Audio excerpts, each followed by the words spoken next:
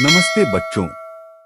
आज हम लेकर आए हैं एक मजेदार कहानी, किस्मत का टमाटर। यह कहानी है हमारे प्यारे दोस्त गोकुल की, जो गांव का सबसे शरारती लड़का है।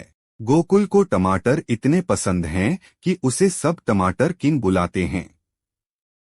तो सोचिए क्या हुआ जब गोकुल ने अपने सबसे बड़े टमाटर को टमाटर राजा बनाने की ठान ली। लेकिन रुकिए, कहानी में एक ट्विस्ट भी है। एक भूखा कुत्ता शेरू, जो उस टमाटर को अपना नाश्ता बनाने की सोच रहा है। तो बच्चों, तैयार हो जाइए इस मजेदार सफर के लिए, जहां गोकुल, टमाटर राजा और शेरू की मस्ती और चालाकी से भरी कहानी आपके लिए है।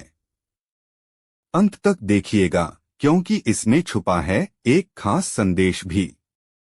तो चलिए शुरू करते हैं कहानी, गोकुल और उसके किस्मत के टमाटर की। एक समय की बात है। एक छोटे से गांव में गोकुल नाम का एक लड़का रहता था। गोकुल बहुत ही शरारती और मजाकिया था। उसे हर चीज में मजा आता था, लेकिन उसे सबसे ज्यादा मजा टमाटर खाने में आता था। उसकी माँ रोज उसे समझाती, गोकुल, इतना टमाटर मत खाया कर, वरना लाल हो जाएगा। लेकिन गोकुल कहता, माँ, मैं टमाटर का राजा हूँ और राजा को कोई रोक नहीं सकता। गांव में गोकुल के दादाजी का एक बड़ा बगीचा था, जिसमें तरह तरह की सब्जियां उगती थी। गोकुल रोज बगीचे में जाकर ताजे टमाटर तोड़ता और खाता। एक दिन गोकुल को अचानक एक ख्याल आया। उसने सोचा, क्यों न इन टमाटरों के साथ एक मजेदार खेल खेला जाए। गोकुल ने गांव के सभी बच्चों को बुलाया और बोला, आज हम एक टमाटर का राजा बनाएंगे। सभी बच्चों को गोकुल की बात सुनकर मजा आया और वो तैयार हो गए। उन्होंने सबसे बड़ा और लाल टमाटर उठाया और उसे टमाटर राजा का नाम दे दिया। गोकुल ने टमाटर पर एक छोटा सा ताज बनाकर रख दिया और सभी बच्चों ने उस टमाटर को घेर लिया। गोकुल ने कहा, अब हमें टमाटर राजा की रक्षा करनी है।